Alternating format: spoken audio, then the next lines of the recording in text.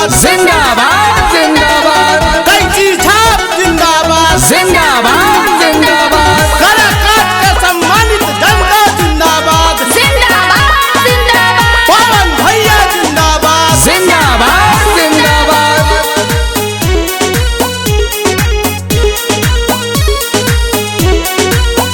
पवन भैया के लहर अब उठता रे हो। पवन भैया के लहर अब उठता रे हो। विरोधी के पसेना अब छूटता रे हो। घूमी घूमी के सबको बता देना है, घूमी घूमी के सबको बता देना है। पवन भैया को सांसद बना देना है, पवन भैया को सांसद बना देना है। कैंची छापो पर बटन दबा देना है।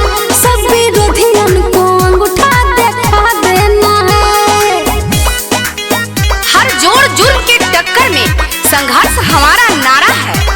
हर जोर जुर्म के टक्कर में संघर्ष हमारा नारा है। भय मुक्त, अपराध मुक्त, जात मुक्त हमारा नारा है। जात मुक्त हमारा नारा है।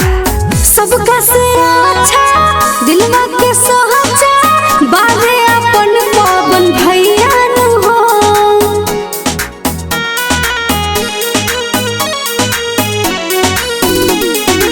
मिलल बमोका खैहा न धोखा, सुन हमार चाचा चाची नु हो।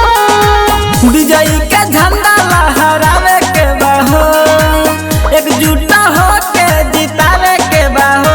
भैया भाभी को सबको बता देना है, चाचा चाची को सबको बता देना है। पवन भैया को सांसद बना देना है, पवन भैया को सांसद बना देना है। कैंची छापो पर बटन दबा देना है।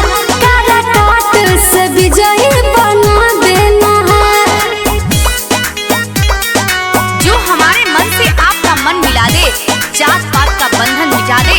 फैसला ऐसा सुनाए जो दुश्मनों को भी दोस्त बना दे, दुश्मनों को भी दोस्त बना दे।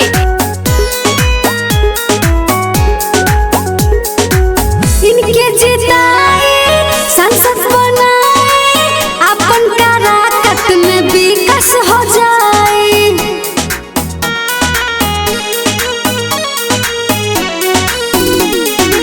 बड़ी ईमानदार कर्मठ उम्मीदवार, सुना हमार भैया भाभी नुआ। बतिया नहीं भुलावे के बाहो, काराकाट के सांसद बनावे के बाहो।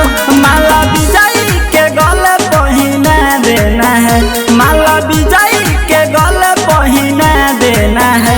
पवन भैया को सांसद बना देना है, पवन भैया को सांसद बना देना है।